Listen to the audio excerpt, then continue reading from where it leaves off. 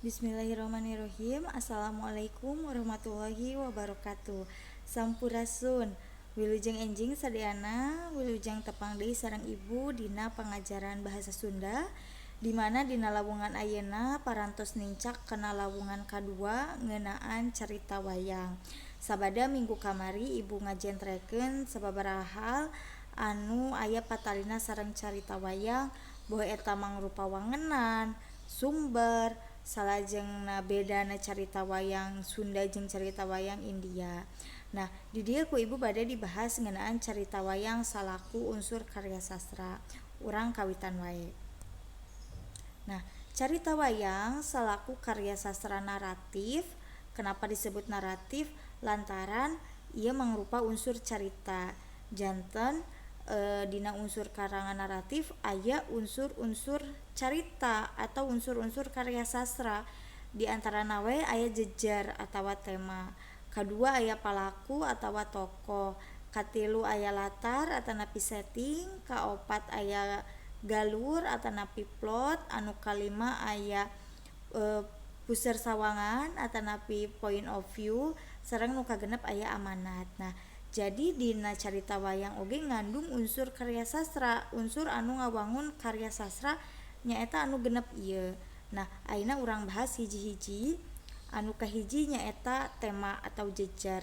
Jejer teh inti carita ti awal nepi ka akhir. Jadi ketika kita membaca satu cerita, pasti dari awal sampai akhir kita dapat menyimpulkan ini cerita ini intinya tentang apa. Nah, itu yang disebut tema atau jejer ya. Atau membahas apa, mengangkat isu apa. Nah, itu pasti tema.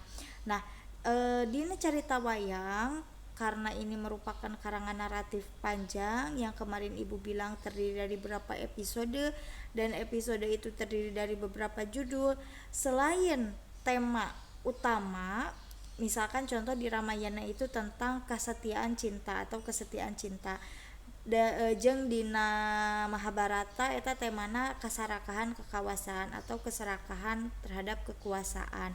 Nah, itu adalah tema utama, tapi pastinya juga mempunyai tema di subjudul-subjudul tiap episodenya. Jadi kalau kita membaca sempalan novel Ramayana tidak bisa menentukan langsung itu temanya kesetiaan cinta, tapi kita lihat dulu judulnya apa, terus dalam judul tersebut intinya membahas apa. Nah, itu bisa dikatakan dengan tema. Anu kadua aya palaku atau tokoh. Palaku nyaeta jalma anu ngalalakonkeun carita. Jadi orang yang memerankan seseorang dalam cerita tersebut.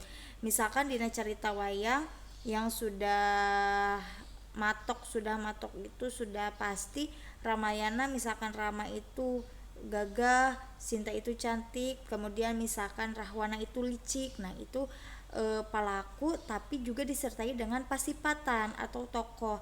Biasanya palaku atau tokoh ini disertai dengan sifat atau karakter tokoh tersebut. Nah, baik itu yang boh anu nyekel keadilan, boh anu murka. Jadi baik yang mendukung cerita atau yang menentang cerita. Ini tentang tokoh.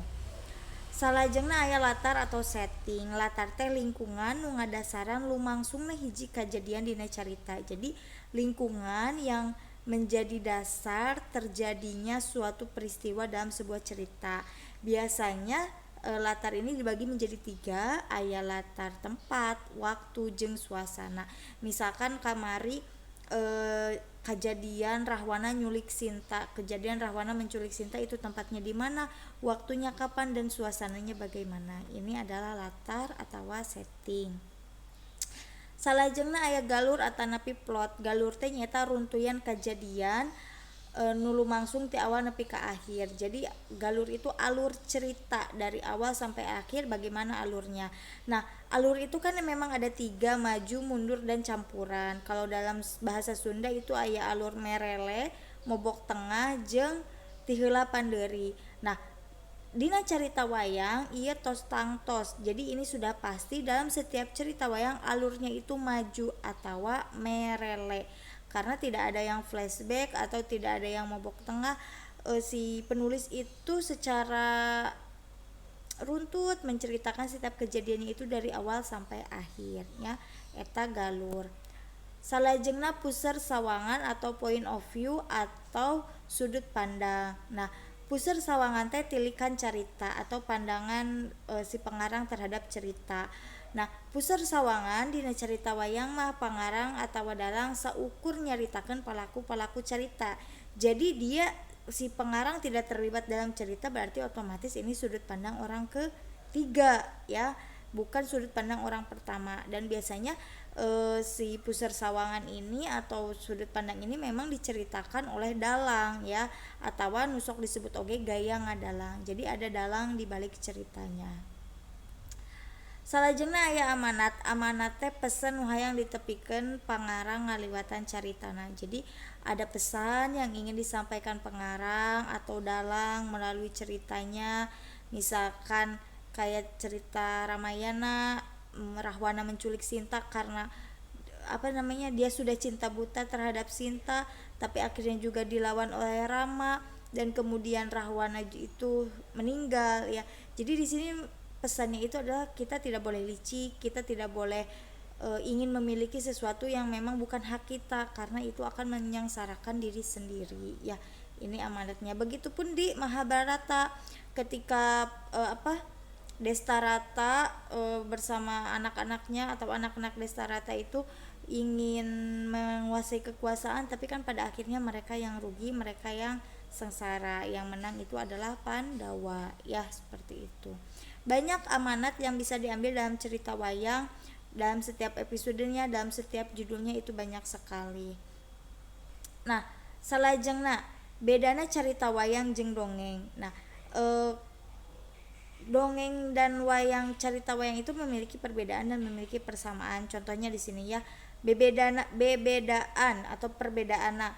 Wangun cerita wayang, wangun itu bentuk cerita wayang panjang, memang ceritanya panjang.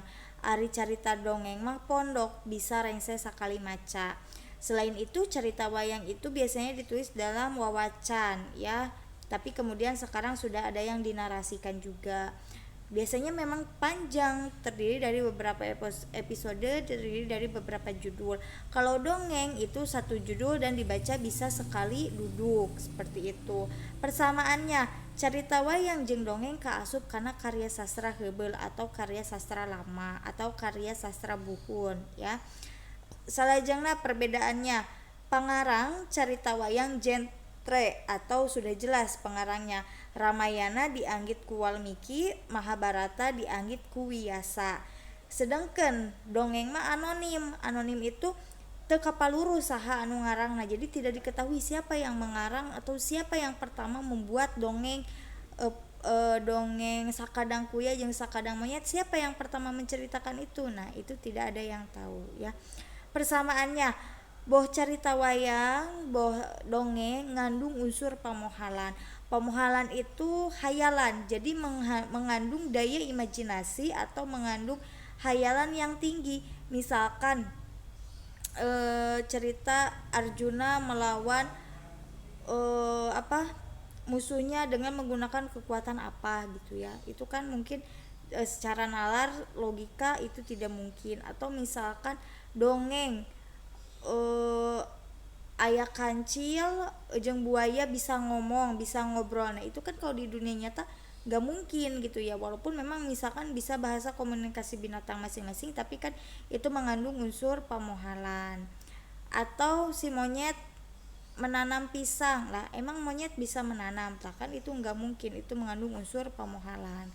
Salajengna perbedaannya, dina pagelaran wayang aya bagian-bagian cerita wayang. Jadi kan cerita wayang itu biasanya dipertunjukkan, ditontonkan dalam sebuah pagelaran wayang yang dimainkan oleh dalang, diiringi oleh sinden, juga diiringi oleh musik-musik gamelan. Nah, biasanya ada beberapa bagian, yaitu murwa itu pertama ya, jadi prolognya, kakawen, nyandra, jeung antawacana.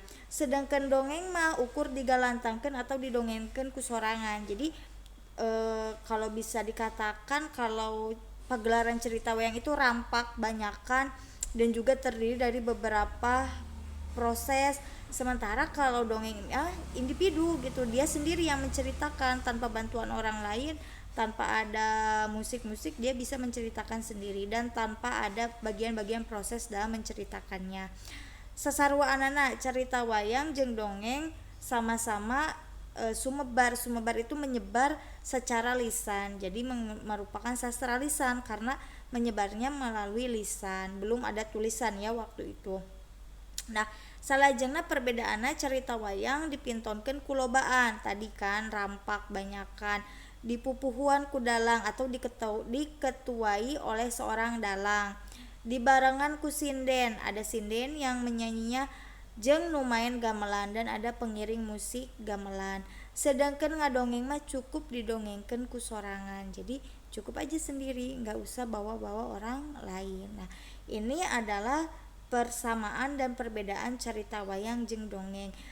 Kalau misalkan tadi cerita wayang itu bisa dipagelarkan, kalau dongeng itu hanya untuk diri sendiri saja dibacanya atau diperankannya, kemudian karyanya itu jelas pengarangnya. Kalau dongeng itu anonim, dan juga kalau cerita wayang itu panjang, sementara dongeng itu adalah pendek, bisa dibaca sekali duduk.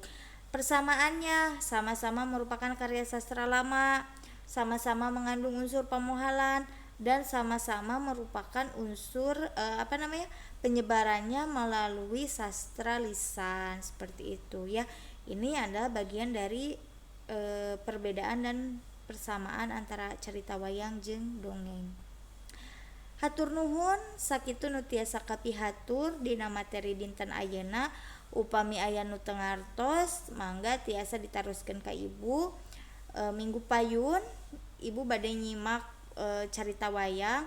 Nanti ibu kita minggu depan cerita wayang ibu tampilkan, nanti kalian persepsikan sendiri cerita wayang itu menceritakan tentang apa ya, tapi itu minggu depan saja. Hari ini cukup menyimak materi sampai sini saja. Wilujeng tepang deui dina lawungan salajengna. Hapunten tina samudaya kalepatan. Mugia urang tiasa tepang deui minggu payun dinu kaayaan sehat walafiat. Hatur nuhun, wassalamualaikum warahmatullahi wabarakatuh.